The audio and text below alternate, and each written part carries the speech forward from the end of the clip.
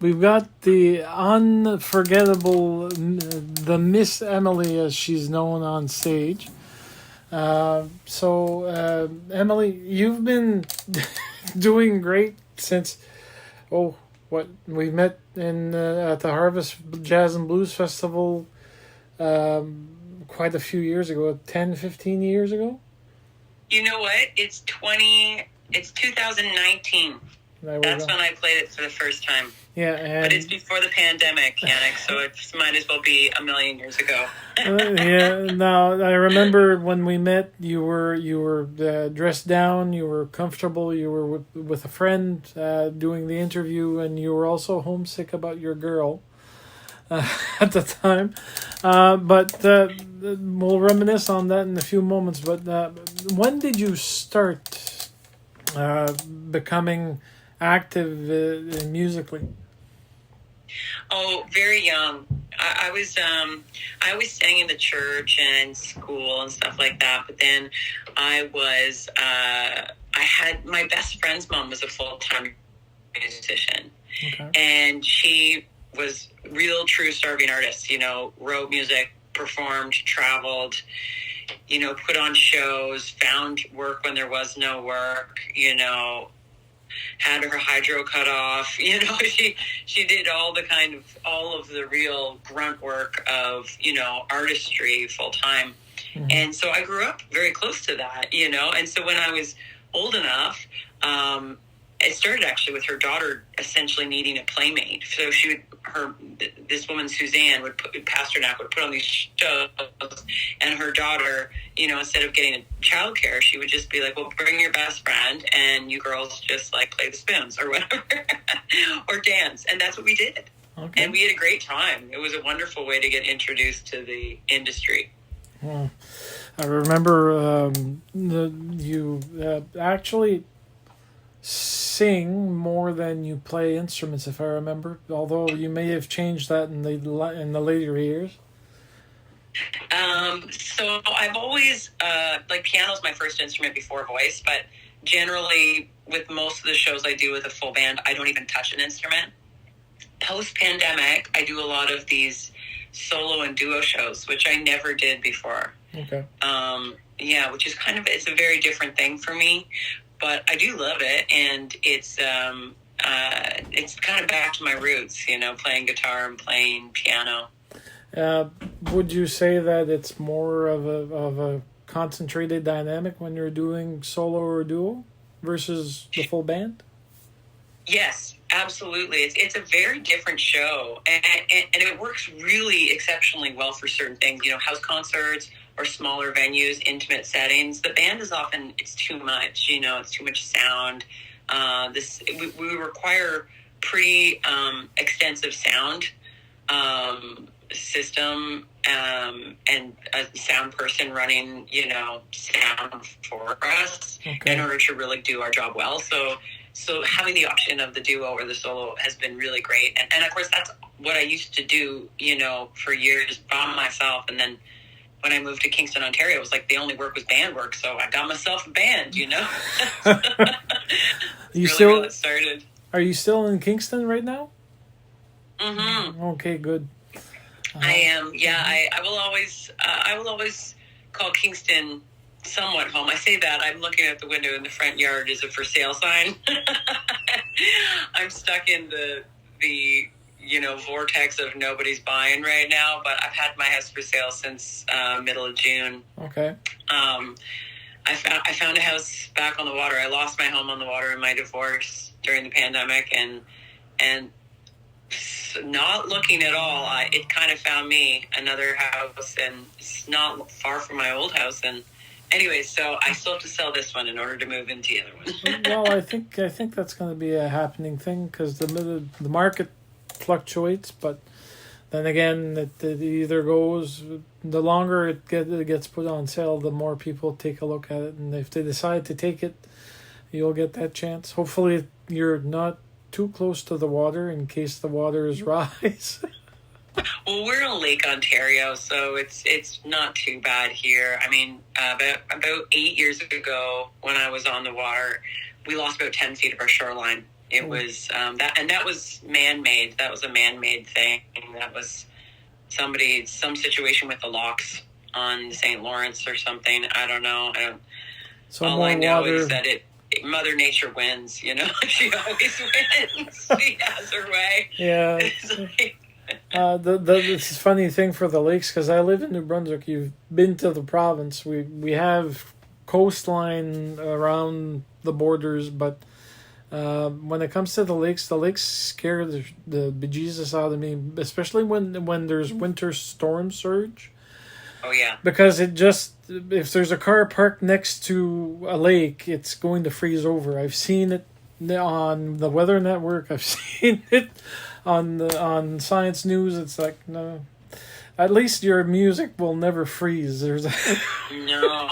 Lake effect is a real thing, and it has an effect on the music too. Lake effect. Yeah, lake there effect we go. So tell me, you've been releasing singles recently. They're available on Spotify. One of them is, I want to say Strong, but I'm not sure if that's the proper title. It's Stand Together, Band Together. That's the one. Yeah. Now, is that a possible tease of an album coming down the pipes? I have a new album called The Medicine coming out November 7th. Oh. And I'm super excited. I've teamed up with Gypsy Soul Records, and they are awesome. So it's been really great. They do so much. They fill in all these holes that I can't possibly do as one person. Yeah. You know, for a number of reasons.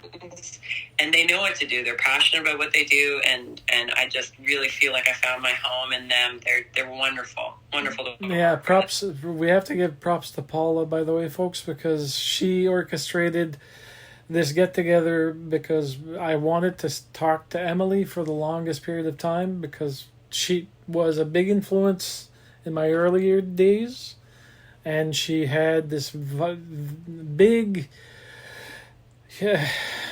energy during the concert, because she was leading the crowd, and she you can go see some of the YouTube videos that she uploaded. And you'll see what I mean when Miss Emily takes the stage. She really takes the stage. Thank you. Yeah. I'm not messing around yet. Like I'm there to create a presence, you know, hopefully something memorable and shared space with everybody there. You have, in many ways. I mean, you've been to the UK, you've been to the US, you've been to other countries that I'm probably not aware of. But you left what they call an indelible mark on the actual country's music scene. Thank you. So, with the album coming out, Medicine, you said, right?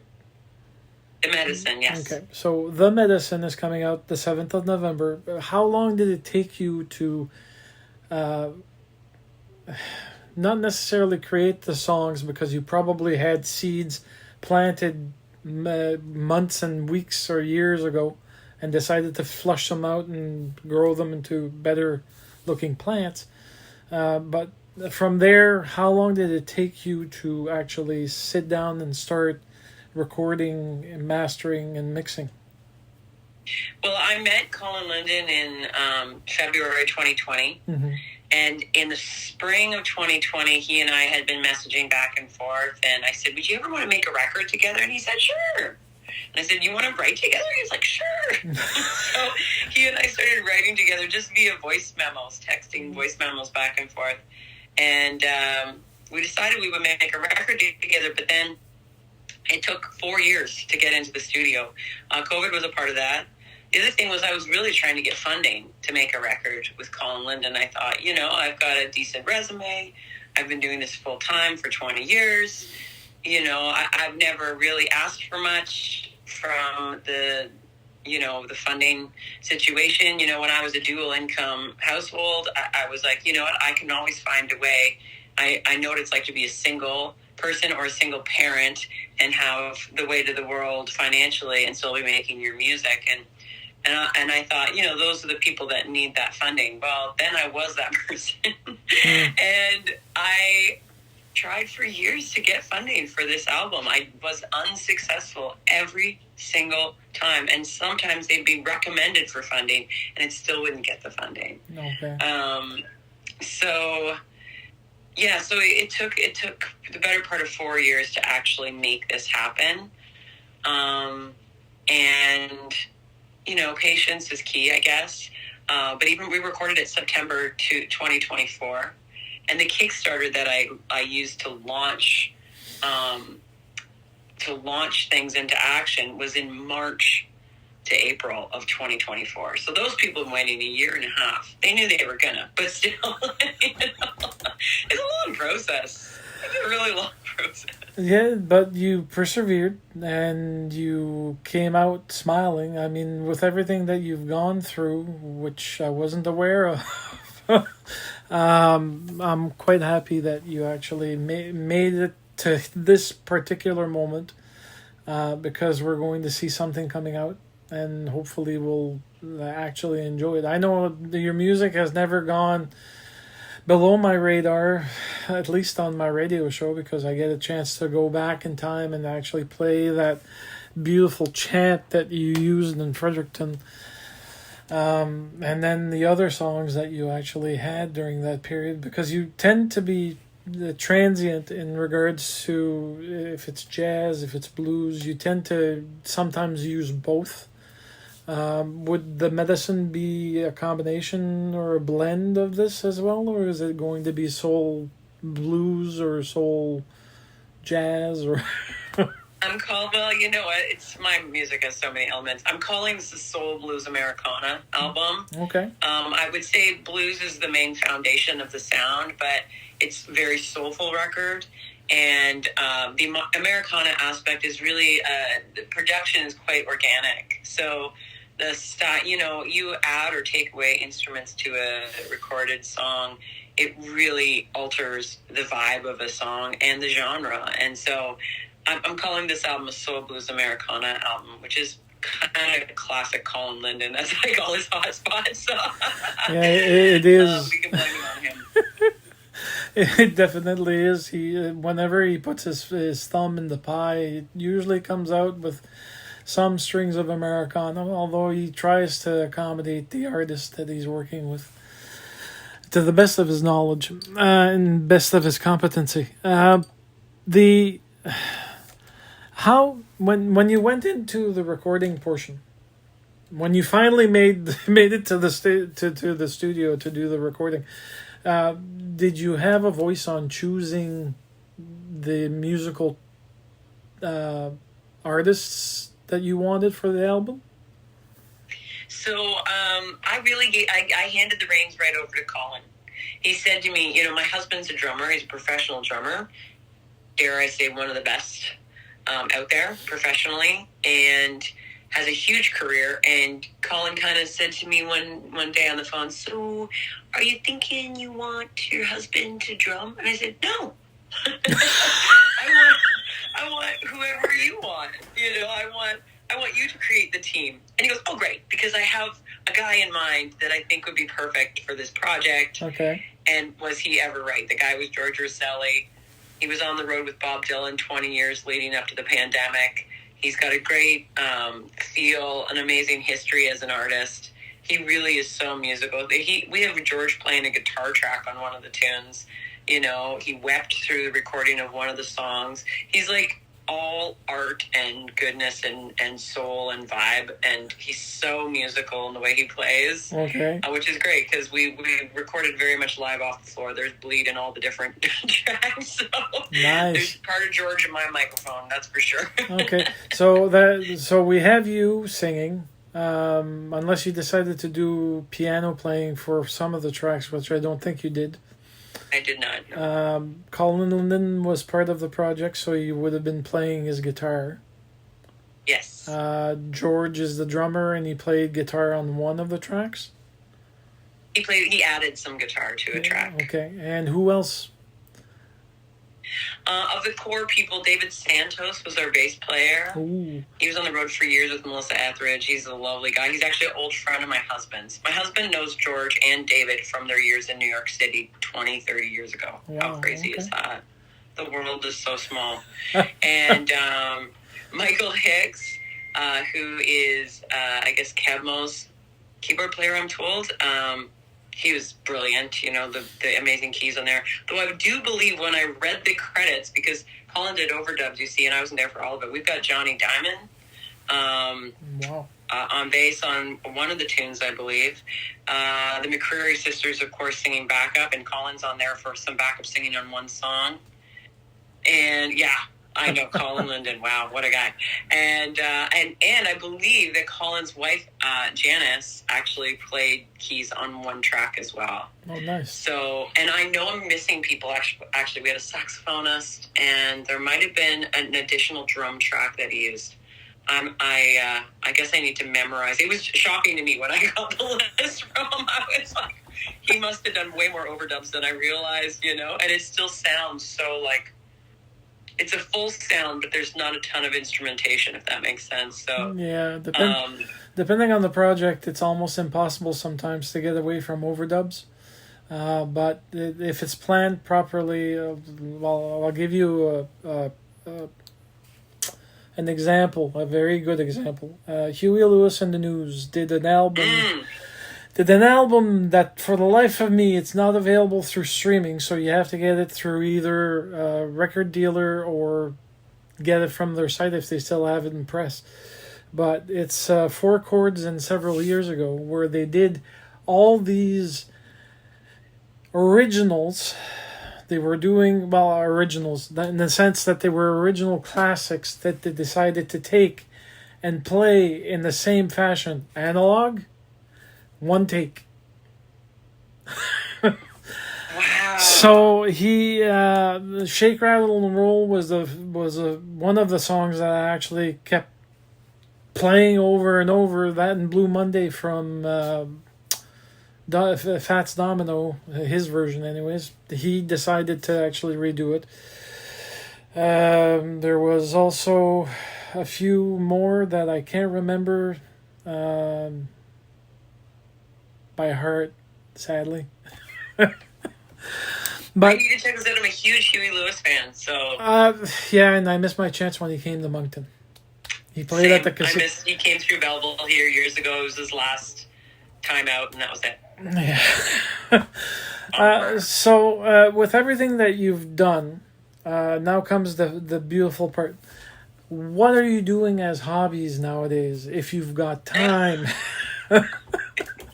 You know, it's so funny. I'm laughing because I don't have hobbies. I do music for a living. It's like hours and hours and hours every single day. I am honing my craft, mostly in front of a computer. I wish I could tell you I was writing all the time or something really fabulously artistic like that. But usually most of it's, you know, understanding how I'm going to kind of create income when I have a month with no income. And we're now booking 12, 16, 18, 20 months in advance. Okay. Now for some of the festivals and especially overseas in Europe, it is like, it's nonstop. It's awesome. I love it. I get overwhelmed sometimes, and then I remember that you can only eat an elephant one bite at a time. That one has already stuck with me, that saying. Hilariously, though, Yannick, today I drove to my mother's house where I have a trailer I have been renovating for 2 years. It's been sitting in her driveway, and she still speaks to me, which is amazing. And today I learned how to do caulking. I had a caulking gun, and I was like, you know, it was a new skill I learned today. And I almost tried my hand at hand sawing quarter round for trim. I was like, you know what? I think I'm done today. So yes, I have a hobby. So what was I thinking? Well, so that would be your hobby. So when did you start renovating the trailer, and how did this idea come about for you to actually get into doing this? Right? It was COVID and a divorce. I was not thinking straight, honestly. Okay. I was thinking. Believe it or not, the smart thing I did in the middle of that was get remarried immediately. In the middle of my divorce, I was engaged to be married to somebody else, and I'm happy about it. And so I'm happily married now for the second time. And, Okay. I didn't choose the end of my first marriage, but he gave me such a gift. Part of that gift, of course, is not the trailer. That was me buying that with settlement money. I don't know what I was thinking. I just was like, ultimate freedom. I think that's really what it comes down to, this idea of ultimate freedom. But I was like, well, it's really dated. I should renovate it. And I'm like, I don't have time to travel in a trailer. It's like people who take vacations. Like, I do vacation a little bit, but like, I don't have time to like. I was like thinking. So I named her Glory, and I've been working on her for 2 years. It's been a lot, and things changed.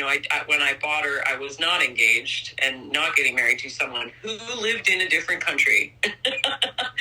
And in the middle of that, my other mom, who is my music mentor, Suzanne, who I mentioned earlier, she passed away. She had health issues, and she passed away fairly quickly, and it was devastating and scooped up a lot of my time. It was lots of different reasons why I'm still working on it, but Glory the trailer is almost done. She's got about one more day left of work. So, so if I understand this correctly, you were married when we met, I think. Yes, I was. And you were married for what, 10 years, was it? Or was it 15? We were together for 10 years. We were married for 7, but we were together for 10. So 17 years. And we lived in our home together. Okay. Yeah. And then... So, yeah. And then COVID happened, and then divorce or separation. COVID happened, and then we were a year and a bit into COVID, and he turned 50, and then he dismissed me pretty quickly. I feel like it's like that midlife crisis thing. Gosh, I hope he never sees this. But it's not even, he did us both a favor. It's like, I was devastated. It was terrible. I just wanted to walk in the lake. I lost everything. I lost my family. I lost my home. I raised 2 stepkids for the better part of 10 years. I lost them. It was like, my daughter lost all of the same things. It was so traumatic and tragic and terrible. And I thought, I either have to really be my own hero here and pull myself out of the ashes, or I'm going to die in the middle of this shit storm, excuse the expression. No. It was an ugly time. I mean, COVID was ugly, and then you had that. Yeah, but then you crested above everything, and you ended up meeting someone. Was it online or was it in person? I actually, I knew him in person. I actually hired, because online for people in our industry is like a nightmare. I went online for a second, and I was like, well, this is not going to work. Okay. And then I hired a boutique dating agency. Again, settlement money. You get a little bit of settlement money. You do interesting things, but I don't regret it for a second. They actually convinced me that I was far better than I thought I was, a catch. And then it just changed my outlook on myself. Of myself, to have someone else value me, And I went on a few dates, and but I was also dating this person who I had met before the pandemic casually. A handsome drummer is a dime a dozen. Like, I meet a handsome drummer every other week, I feel like. Just the industry, it's full of men, and then there's so few of us women. And his main gig is Enrique Iglesias. He's the drummer for Enrique Iglesias, music director and band leader. He's done that gig for almost 25 years. Wow. And I managed to get this email from Live Nation, which I would have just thrown into the junk mail filter, except I was like, we were all locked down. I thought, Live Nation, give us some good news, And I opened it up, and it said, Enrique Iglesias coming to Toronto in October, and this was August, and I thought, well, that can't be right. I mean, we're locked right up, and I did that show with that band guy, with another bunch of musicians. I'll reach out to him and say hey, and just networking, really. And very quickly he sent back, how are you? And I said, oh, well, I'm going through a divorce. This is what's happening. And he said, can I call you? And then the rest is history. So thanks for bearing with me on the long story, but it is kind of a cute one. No, but I mean, the one thing that I've discovered is that really things that you don't talk with people is politics, sex, religion, but that's pretty much it. Anything else goes. And if the first interview that I did was still on my mind, and I'm going, she's a talkative person. She's not going to balk at me asking details about her personal life. Especially not. I'm just happy that you found another man that values you for who you are and what you do. So that means that answers my question about how supportive is he going to be. He's going to be gung-ho. He's amazing. Yeah, no, thank you. You're so sweet. He's amazing, and I talk about him a lot in my interviews because I just feel, I really decided I was going to prioritize love in my life, and I think a lot of us at this stage of life, so many people, right, who've been through divorces, and then that's it. They decide, no, I'm not going back out there. I'm sorry. No, that's okay. And the truth is, everybody gets to choose their own path. I get it. Mm-hmm. But here I am saying, sometimes that bravery can really pay off. And, it was a potential crash and burn for me. And there were some ugly moments, but I'm really glad I went head first. Quite literally. Everybody thought I was nuts. And then I bought a trailer, Yannick. So, hey, I'll tell you. She's lost her marbles. Just to give you a comparison, I was married for close to 8 or 10 years. I called the divorce because it was impossible. She wanted to live in Mexico. After coming from Canada, she moved back to Mexico, and then she wanted me to stay. And I said, well, no, I can't. I have to try to sell the house, try to tie up all the debts that we have and move on from there, but it became impossible. So I decided to call it quits. Invested money with a lawyer to do things properly for separation and divorce. We didn't have any children, so that was a plus. But then I met a few women here and there, and while I was taking dance courses, they were very few and far between and very, very short. But I eventually met Angela Cormier, who's my common law spouse, and we're doing an official marriage, well, not in church because both of us are excommunicated because of doing a complete divorce, where the church doesn't want you anymore. So we're just going to do a Victorian style wedding in the Victorian tea house that we have here in Moncton. Oh my gosh, that sounds amazing.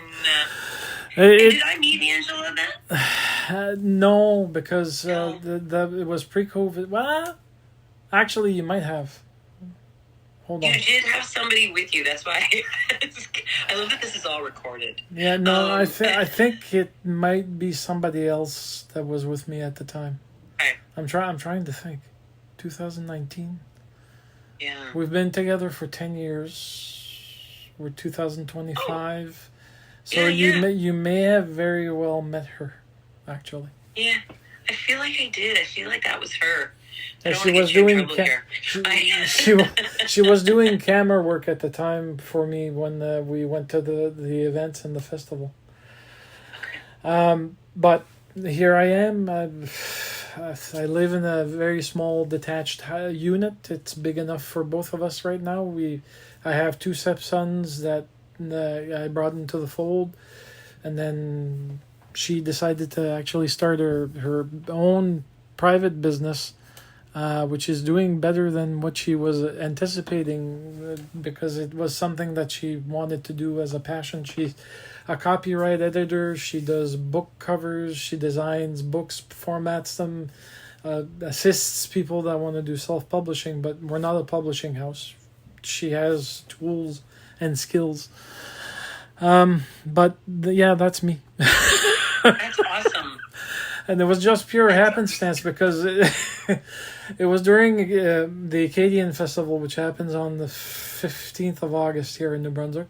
And I came back from an event and I saw that I had on OkCupid a response. She swiped right instead of left. So So somebody loves you, and I responded, "You really, really like me." And then from there, we started doing dates, and we met there's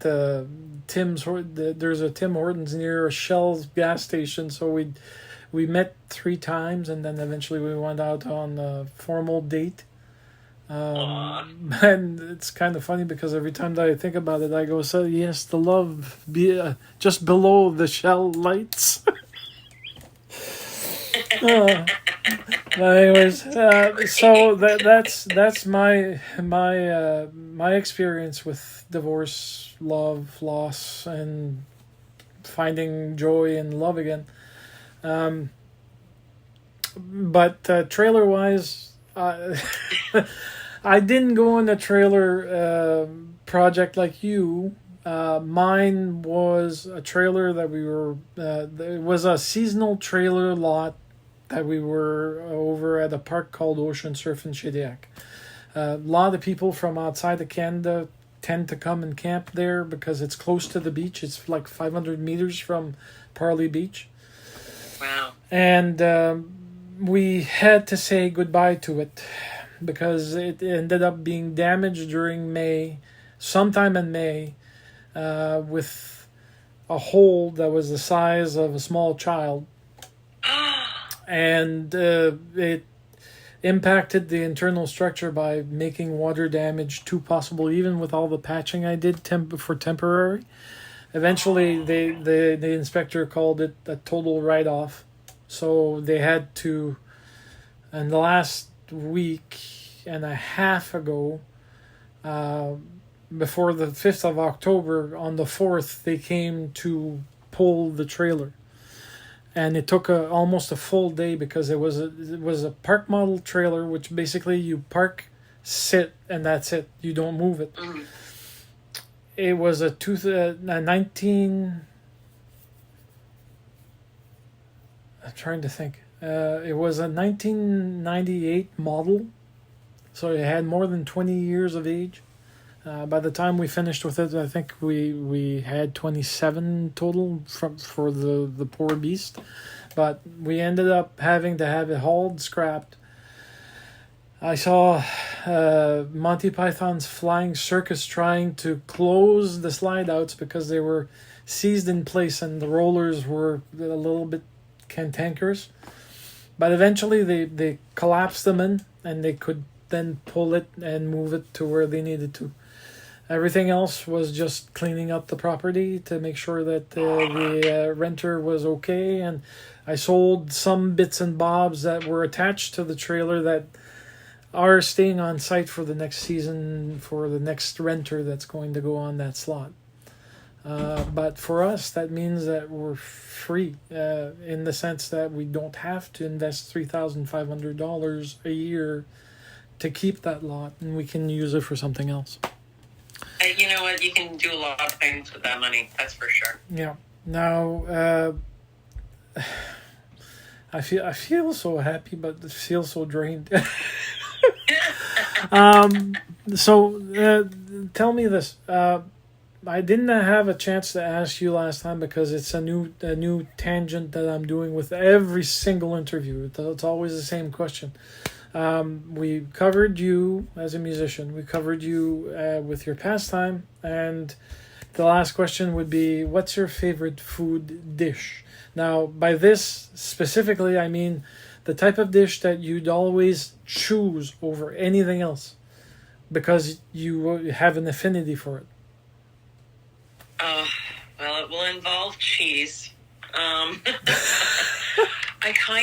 feel like I have to say mac and cheese, honestly. I love mac and cheese. And I don't mean craft dinner. I mean like homemade mac and cheese with three cheeses. I make a great mac and cheese. A cheese sauce, and then crumble on top. Oh, yeah. That's right. Sadly, I have a problem with mac and cheese, mostly because it was a horrible experience with KD. But well, that'll do it. Yeah, but I do enjoy doing macaroni cheese melts, where usually I just throw in chunks of a type of cheese, and then maybe some meat, depending. Typically, it's hamburger or pork. Onions, garlic. I'm trying to think. Salt, pepper. And that's pretty much it. But usually it's a pot full, and it stays for at least 1 to 2 days. By the time the second day comes around, there's I think it's all eaten by that time, all depending. Yeah, it's that's the funny thing about mac and cheese. It's like great for leftovers, but the leftovers never last long. So no, but the thing is that I've seen leftovers of mac and cheese being done so many ways.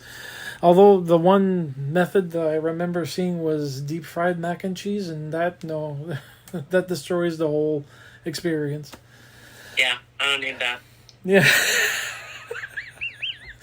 Okay, well, do you have anything that you'd like to release or tell us before we end this particular interview? Well, I have to say, we covered a lot of topics. We went into some serious depths. I'm proud of us. Before I forget, are you planning on doing a vinyl release with the medicine?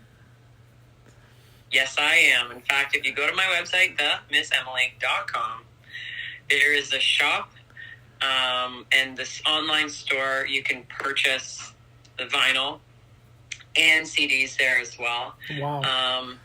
Yeah, it's pretty exciting. It's exciting stuff. Yeah, and that's thanks to the label, because that money up front for the vinyl is a big investment, and they have done it, and I'm thrilled about it. Okay, well, the folks, you heard Miss Emily. She's a gem that became a star and still shines brightly. So I'm quite happy that as a Canadian musician that she's still among us to this day.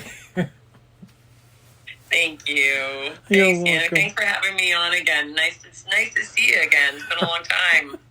It has been. Give me a second. I'm going to